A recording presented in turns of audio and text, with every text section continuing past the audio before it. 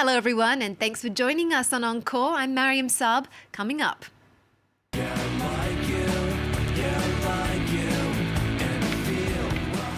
American indie rock giants, the Dandy Warhols, are still going strong 2 decades after their breakthrough album. Frontman Courtney Taylor-Taylor reflects on the band's biggest hits and misses.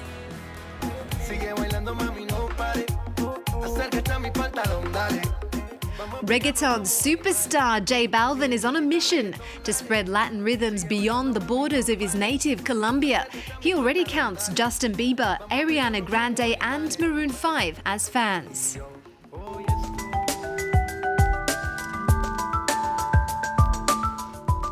And staged on the streets of Casablanca, aspiring hip-hop dancers compete for a break in dancing Casa.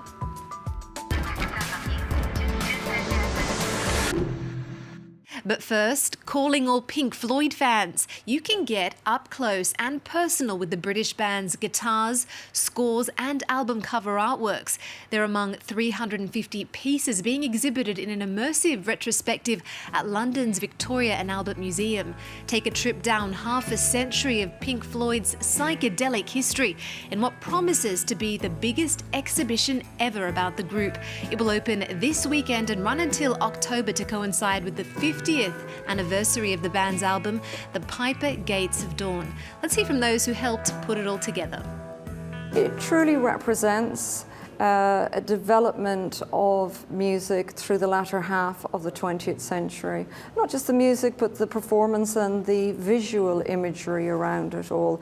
They were pioneers in so many ways with their sound and their light and that whole experience of going to see a band live. They really pioneered, and that fed through to lots of other industries and became the standard. They were the darlings of the London underground scene. I never envisaged for 1 minute that 50 years later we'd be having an exhibition. A change of tune with Portland rockers, the Dandy Warhols. It's been 2 decades since they hit a career high with the Dandy Warhols Come Down.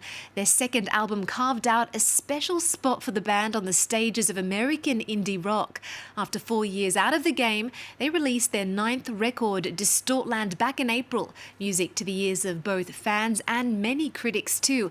Our very own Jessica Sestilli caught up with frontman Courtney Taylor-Taylor on the Paris stopover of their European tour.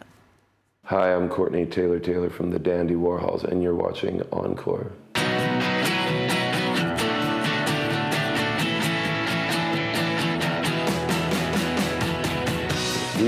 We're very good at making fun of the Dandy Warhols. That's kind of our thing.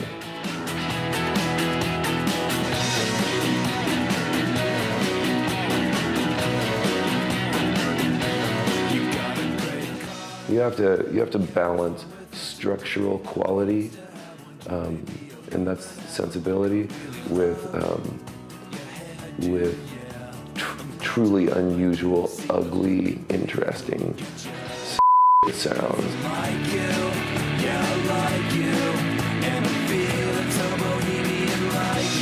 We need a filing system to describe music to each other. Psychedelic, sonic rock, wit rock, anything.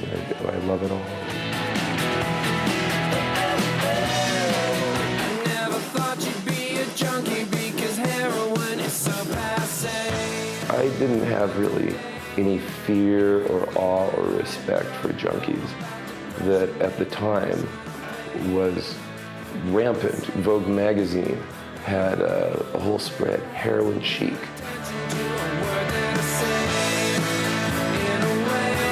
I probably had one friend a year die. Either junkies that committed suicide or OD'd for the first entire decade of the Dandy Warhols.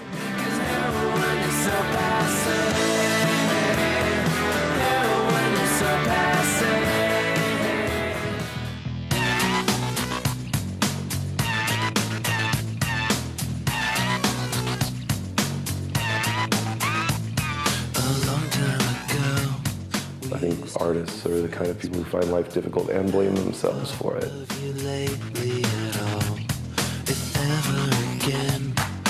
I think the inspiration to write Well, for music to come out of you is generally regret.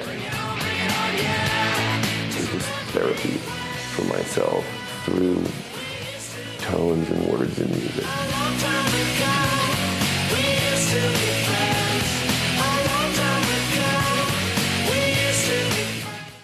And let's get the scoop on another artist now. J Balvin is right up there with the biggest and brightest Latin stars of our time.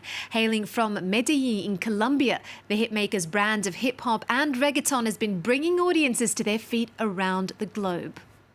But beyond the beats, J Balvin wants to shake up the perception of Latinos and Latin music.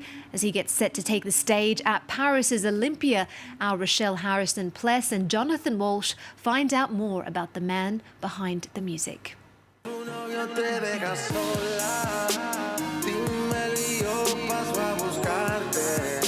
He's the reggaeton star topping charts around the globe and breaking records on YouTube.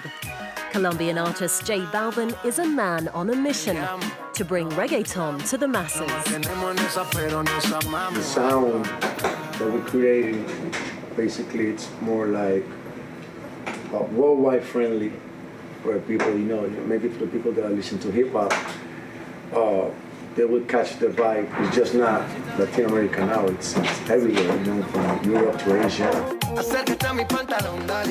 J Balvin's brand of reggaeton fusion has led him to work with the likes of Justin Bieber, Ariana Grande and Maroon 5.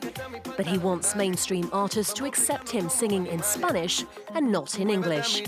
He says language is no longer an issue when it comes to making music.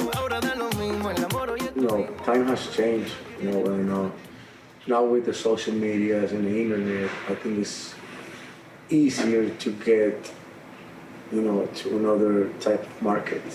I work with Justin Bieber. They asked me, to do a sorry remix, which was the only one. We just want to delete those barriers. J Balvin's Latin Grammy Award-winning sixth album, Energia, has propelled his crossover to non-Latin markets. It features a collaboration with superstar producer Pharrell Williams on the single Safari, with the hit beatmaker singing the song's hook in Spanish.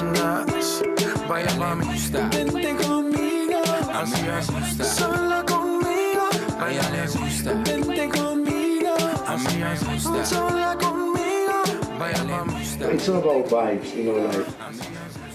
he understands, and he knows what's my point of view and where I want to take the Latino sound, and he completely got it. I see music as like soccer, it doesn't matter where you're from, as long as you score, you're in the game. As for J Balvin's next move, he's got his sights set on a collaboration with Drake and Rihanna, continuing to take reggaeton rhythms beyond Latin American borders.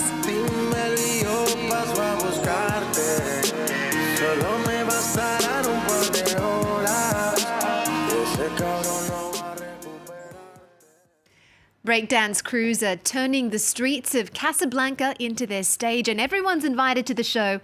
It's part of an initiative called Dancing Casa, where aspiring hip-hop dancers are trained by professionals with the hope of then joining their crew at the end of the masterclass. Julia Seeger breaks it down for us. The beaches of Casablanca in Morocco are used as rehearsal spaces by dancers Ayoub and Ahmed.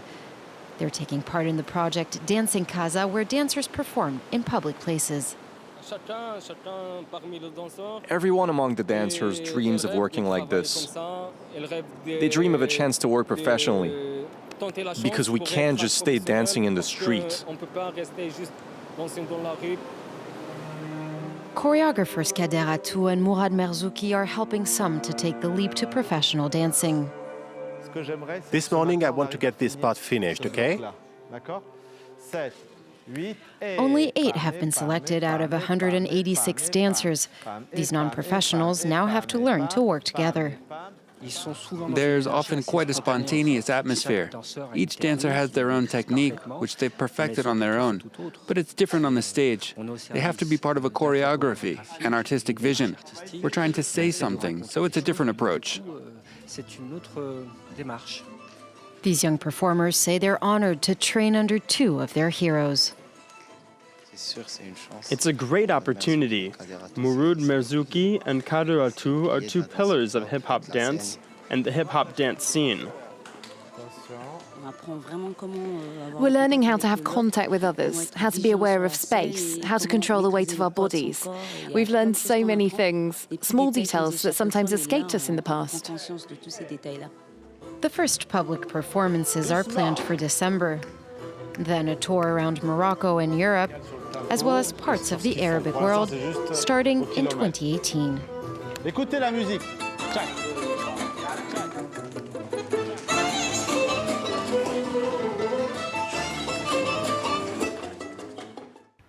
It's that time of the year when European countries put their best voice forward to compete at the Eurovision Song Contest in Kiev.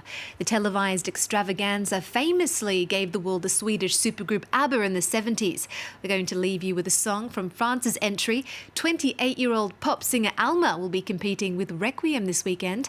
That's all from us. Connect with Encore online and on social media. Do stay tuned to France 24 for more news. Good luck and take it away, Alma.